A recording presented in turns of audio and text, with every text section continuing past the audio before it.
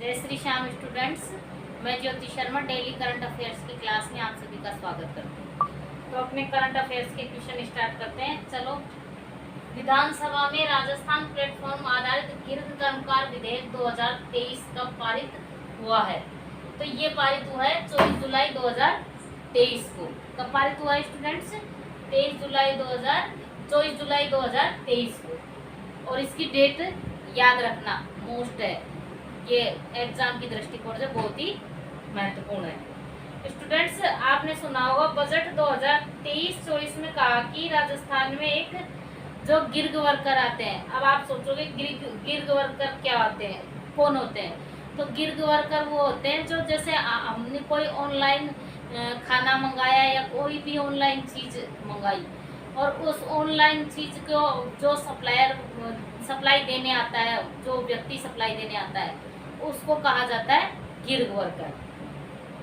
और इसमें कहा गया बजट 2023-24 में सरकार ने कहा कि हम लोग इस गिरग वर्कर के लिए एक वेलफेयर के लिए, इनके वेलफेयर के लिए काम करने वाले हैं। और गिरग वर्करों के लिए क्या करेंगे?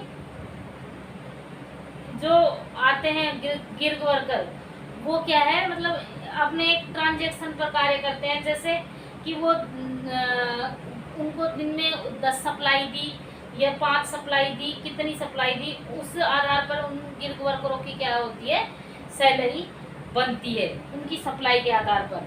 और इसी 2023-24 में गिरग वर्कर के लिए हमारे जो सीएम साहब है, मुख्यमंत्री अशोक गहलोत जी ने कहा है कि हम गिरग वर्कर्स के लिए एक वेलफेयर क्या लाएंगे, एक्ट लाएंगे।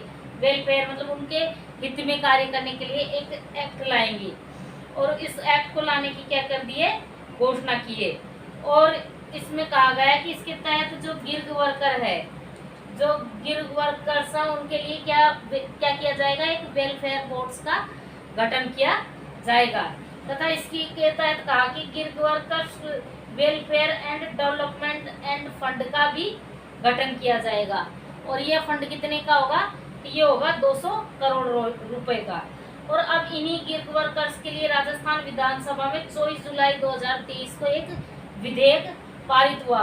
और इस विधेयक का नाम है राजस्थान प्लेटफॉर्म आधारित जो गिरग कर्मकार है, उस जो गिरग कर्मकार विधेयक 2023 पारित किया गया है।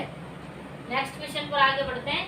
राजस्थान साहित्य अकादमी द्वारा घोषित मीरा पुरस्कार के संबंध में सत्य है।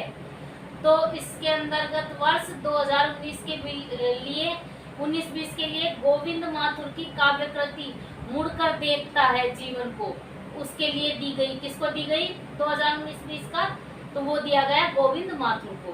तो दूसरा है वर्ष 2020-21 के लिए डॉक्टर R.D. सैनी की गद्य कृति प्रिय ओलिव को दिया गया। किसको दिया गया? प्रिय ओलिव को। और दिया किसे? Doctor R.D. सैनी की। और वर्ष 2021-22 के लिए डॉक्टर पद्मजा शर्मा की कृति को मोबाइल पिक हॉस्टल तथा अन्य कहानियों को दिया गया।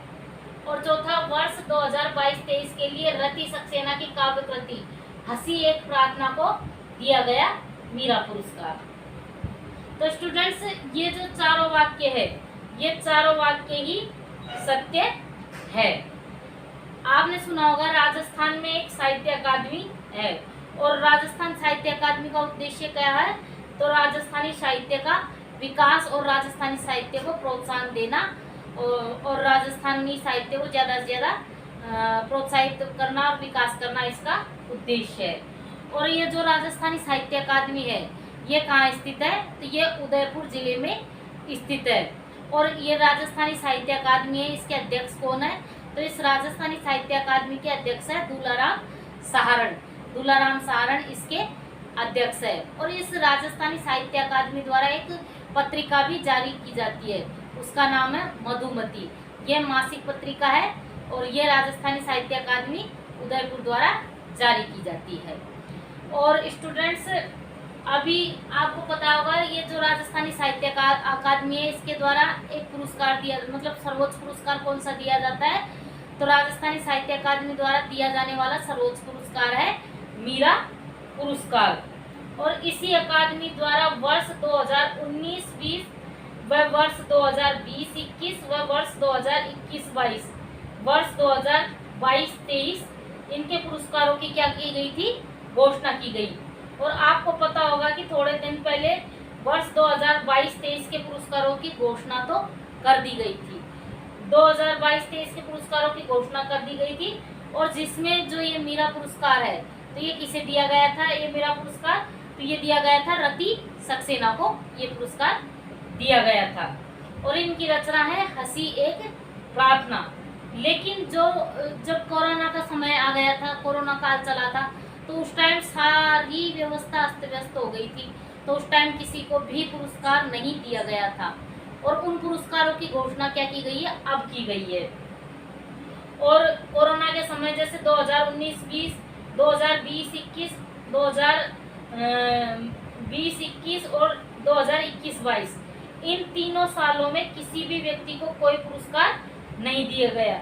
लेकिन अब क्या है कि इनकी घोषणा की गई है, और 2019-20, 2020-21 और 2021-22 ये पुरस्कार अब क्या है, अब दिए जाएंगे। और वर्ष 2019-20 के लिए गोविंद नाथ उनकी काव्य कृति को दिया जाएगा, देखता है जीवन को। और वर्ष 2020-21 के लिए डॉक्टर R.D. सैनी की गद्य कृति प्रिय ओलिव को दिया जाएगा। और वर्ष 2021-22 के लिए डॉक्टर पद्मजा शर्मा की कृति मोबाइल पिक हॉस्टल तथा अन्य कहानियों को दिया जाएगा।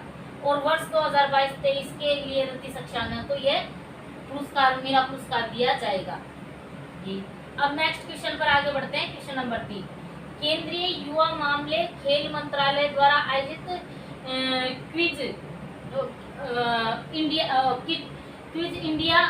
इंडिया क्विज 2022 में किस स्कूल को सम्मानित किया गया है? तो इसमें किया गया है केंद्रीय विद्यालय नंबर 1 जयपुर को। किसको किया गया है? केंद्रीय विद्यालय नंबर 1 पे जयपुर को। तो स्टूडेंट्स, भारत सरकार का एक मंत्रालय आता है, और उस मंत्रालय का नाम है केंद्रीय युवा एवं खेल मंत्रालय। और इस मंत्रालय के मंत्री कौन है? अनुराग सिंह ठाकुर इसके मंत्री है। और इस केंद्रीय युवा एवं खेल मंत्रालय द्वारा अपने यहाँ पर फिट इंडिया क्विज का आयोजन किया जाता है। किसका आयोजन किया जाता है? फिट इंडिया क्विज का आयोजन किया जाता है। और इसकी शुरुआत 2020 से में हुई थी। इस फिट इंडिया क्विज की शुरुआत कब हुई थी? तो 2020 में हुई थी। और अब इसी फिट इंडिया क्विज का सेकंड संस्करण आया है। क्या आया है? सेकंड संस्करण आता है। और यह सेकंड संस्करण कब आया था? तो यह सेकंड संस्करण आया 2022, जो 2022 की बात की जाती है। और इस फिट इंडिया क्विज में कहा गया है कि इसमें राज्य स्तर पर सम्मानित किया जाएगा। मतलब ये राज्य है, तो ये केंद्र सरकार की योजना, लेकिन ये प्रत्येक राज्य में मतलब भारत के जितने भी राज्य है, तो जो नंबर 1, 2 और 3 नंबर पे आएंगे, उनको जिस राज्य में वो फर्स्ट, सेकंड, थर्ड स्थान पे आया है, तो वहाँ राज्य स्तर पर इनको क्या किया जाएगा? इनको सम्मानित किया जाएगा। और इसके अंतर्गत क्या है कि मतलब इसमें नंबर 1 पे जो स्कूल आएगा उसे 2.5 लाख रुपए दिए जाएंगे, तथा उस स्कूल के बच्चे जो पार्टिसिपेट कर रहे हैं, तो उनको इसमें कितने पैसे दिए जाएंगे? उनको 25,000 रुपए दिए जाएंगे। और नंबर 2 पर आने वाले स्कूल को 1 लाख रुपए दिए जाएंगे। और जो बच्चा पार्टिसिपेट कर रहा है, तो उसे कितने रुपए दिए जाएंगे? तो उसे 10,000 रुपए दिए जाएंगे। और जो स्कूल तीसरे नंबर पर आएगा उसको 50,000 रुपए दिए जाएंगे। और जो बच्चा पार्टिसिपेट कर रहा है उनको क्या दिया जाएगा? उनको 5,000 रुपए दिए जाएंगे। और ये फिट इंडिया क्विज वर्ष 2020 में केंद्र सरकार द्वारा चलाया गया एक कार्यक्रम है। और इसमें कहा कि हर राज्य में क्विज चलाई जाएगी तथा उस राज्य का अपना एक विजेता होगा। और ये राज्य स्तर पर स्कूलों को प्रेजेंट करेंगे, मतलब राज्य स्तर पर अपनी स्कूलों को प्रेजेंट करते हैं। और इसमें बच्चे कितने सम्मिलित होंगे? तो एक स्कूल से 2 बच्चे सम्मिलित होंगे। और 2022 में राजस्थान में नंबर 1 पर कौन सा स्कूल रहा? तो नंबर 1 पर स्कूल रहा केंद्रीय विद्यालय नंबर 1। और ये कहाँ पर स्थित है? तो ये है जयपुर जिले में स्थित है। अब नेक्स्ट क्वेश्चन पर आगे बढ़ते हैं। क्वेश्चन नंबर 4, राजस्थान औद्योगिक सुरक्षा बल हेतु गठित 3 बटालियन के लिए कितने नवीन पदों के सृजन की मंजूरी प्रदान की गई है? तो 3072 पदों के सृजन की मंजूरी प्रदान की गई है। तो इसका मतलब राजस्थान में वैकेंसी आ रही है बच्चों। तो ये हमारे लिए एक बेनिफिट की बात है कि जो मंजूरी प्रदान की गई है उसमें 3072 पदों को क्या किया गया, मंजूरी प्रदान की गई है। तो ये एक तरीके से एक वैकेंसी होगी जो बच्चे तैयारी कर रहे हैं उनके लिए, तो ये एक वैकेंसी भी आ रही है। तो स्टूडेंट्स आपको पता होगा बजट 2022-23 में एक घोषणा की गई थी कि जिसमें कहा गया कि जैसे CISF है उसी की तरह पर राज्य में RISF की स्थापना की जाएगी तथा उस समय कहा गया था कि इस RISF की 2 बटालियन होगी। इसमें 2000 लोगों की क्या की जाएगी, 2000 की भर्ती की जाएगी। ये राजस्थान में जो औद्योगिक इकाइयां आती है इनकी रक्षा करने वाली है। जो ये RISF है ना, वो जो राजस्थान में औद्योगिक इकाइयां आती है उनकी इस रक्षा के लिए, उनकी सुरक्षा के लिए इनका क्या किया जाएगा, गठन किया जाएगा। और उस समय कहा गया था कि 2 इकाइयों का गठन होगा, 2 इकाइयों का गठन होगा। उसमें 2000 की भर्ती की बात की गई। उसके बाद बजट 2023-24 आया और जब बजट